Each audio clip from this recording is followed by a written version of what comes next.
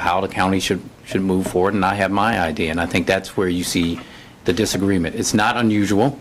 To get to this far, it is because what this new thing does is, by violating the charter, I have no other choice but to veto the budget. As I, to be very honest, said, I probably would have vetoed the budget anyway, because I don't think it puts enough emphasis on revenues toward education. And if you're going to raise people's property taxes, I think it should make a significant impact on our education system. But the violation puts us in direct contrast. Yes, I Ms. took a look at past budgets, your proposed budgets, the council's budget, what was eventually passed in the end. To your knowledge, in the time that you've been county executive, has the council ever increased or decreased more than 1% of what you've proposed? No, in Thomas County, no, they haven't. We normally come up with an agreement. We both agreed on, am I correct, Thomas? We both agreed on a budget, and so no, my understanding, we have not. Right, they haven't exercised up to that 1%. They've had change or made additions, and in one case a decrease from changes that we had either submitted in revising our budget down to them, but it never exceeded the 1% provision. So in other words, since 2006, there hasn't been this degree of variance between the council's approved budget and the county executive's proposed budget? No, not the one, again, the county executive said, and you know, it's only been really the last 2 years that we haven't kind of been able to reach an agreement collectively on the budgets, and so that's it's unfortunate, but I think we'll all move on once we resolve this issue. So last year the increase of what, like 0.5%? Is that what it was? I think it was about a third or less, something like that. But. Can they make alterations to what you proposed, Mr. Baker, within that 1%? If they keep it within that 1% alteration? No, I don't think they can make any more alterations, Thomas. How they're going to get the veto, because under Section 411 of the county charter, he has the ability to go by line items. So they will have an opportunity to go through each individual line item and decide whether or not they're going to override him or sustain the each item. But you'll see, once you see the detail, it's almost every agency on every category of spending that we do that we're making changes to it. Tracy? Those who say that this is a gross misinterpretation of that part of the charter, and saying that what you are saying is that you approve tax increases as opposed to the council approving tax increases. Now, what I was saying, I would have Ms. Green come up, is that I am duty-bound to follow the law. And, you know, I'm duty-bound to follow the interpretation of the law by our county attorney, who says that Section 809, passed by the voters, so this is not, you know, something passed by the county council. This was actually put on the ballot and voted on by voters.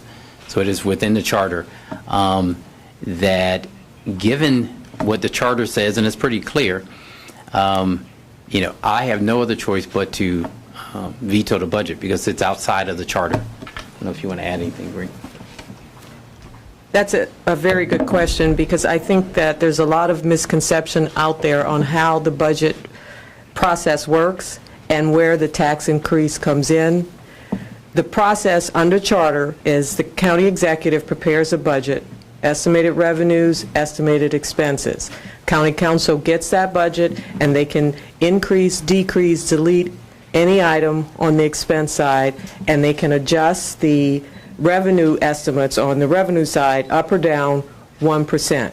Once that budget is finally adopted, either by adoption of the council and the county exec not issuing a veto, or the county exec issuing a veto and the council overriding it, when that budget is finally adopted in whatever iteration it is at that point, it is then the requirement, not the option, but it is the requirement of the county council under Section 811 to adopt a resolution levying a tax in the amount that will produce and provide for a balanced budget. So the tax increase or increases or decreases come after a budget is finally adopted. And then it's more of a, well, how much money do we need in tax, what tax rate do we need to meet this balanced budget that is required by not only the charter, but the state? But does that present a lack of checks and balances then? If the county executive can say, this is how much I want taxes to be, and there's not an option for the council to, You're forgetting about trim. There's trim. There's a big check. Also, the county council can reduce on the expense side. If there's a program that the exec wanted to spend X amount of dollars on, and the council felt, no, they could reduce that on the expense side. The problem is, on the revenue side, the council cannot reduce those estimated revenues less than or more than 1% up or down, because the budget pursuant to charter, the creation of their budget pursuant to charter, resides in the executive's office. Two more questions. since we're bringing up trim, I have to ask the question about those who say that the proposal in and of itself was a violation of law and should have been put on the ballot. And to now refer to this charter and use it this way, but not to acknowledge the increase going to the voters is... Right, but those are two separate questions. Let me just answer, because it was brought up about trim.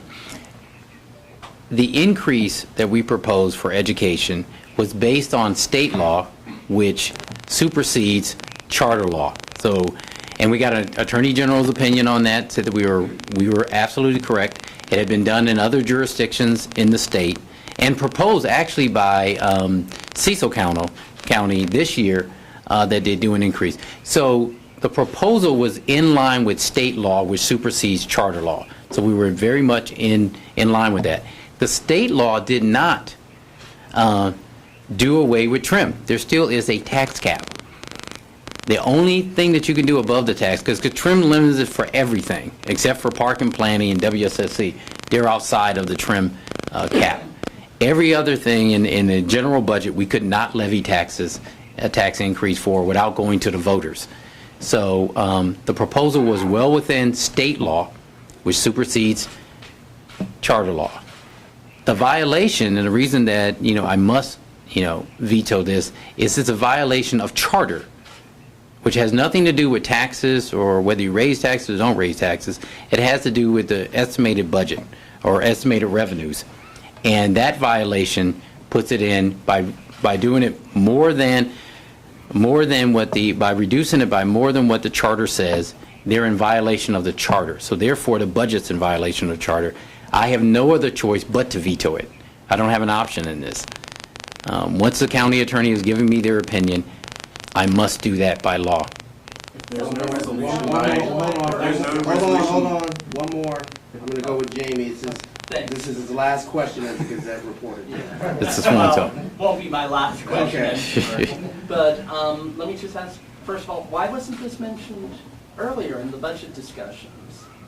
This had not about any conversation. Well, one of the reasons in the statement that I made is that once we got the budget, and I'll let the county attorney come in, once we got the budget, as we do with every budget we get from the county council when it's, once they made their changes to the budget, we review it.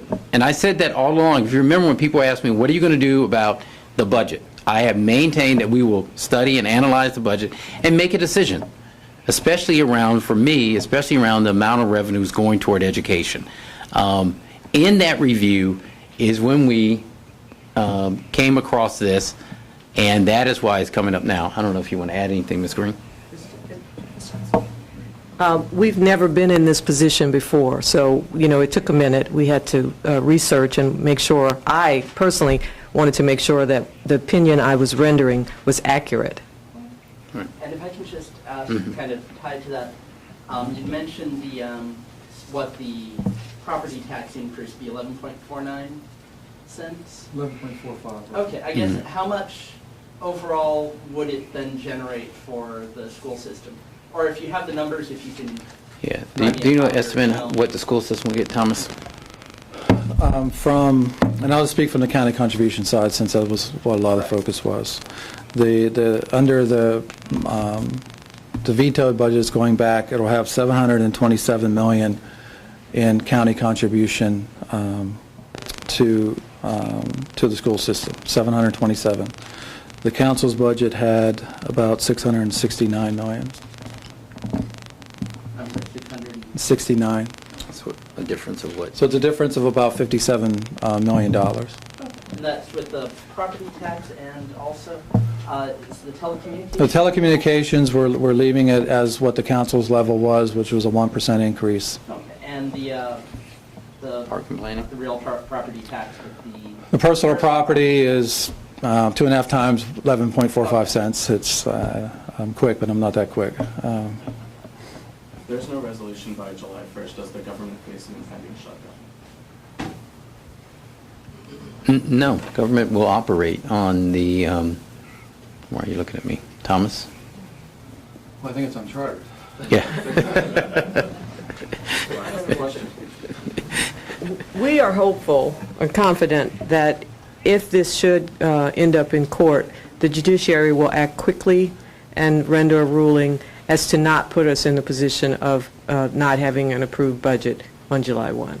But if there it's isn't a not budget, approved then there in will July be a 1, shutdown. what can residents expect? What will happen? I can't speak to that. Yeah. I think the idea is we're sending the budget down. We need to wait and see what the council does with it. They have an option of sustaining a veto, which would put everything back in balance. If they don't, then we'll take the necessary actions after that. So let's not presuppose what they're going to do. That's it. Thank you. Thank you very much.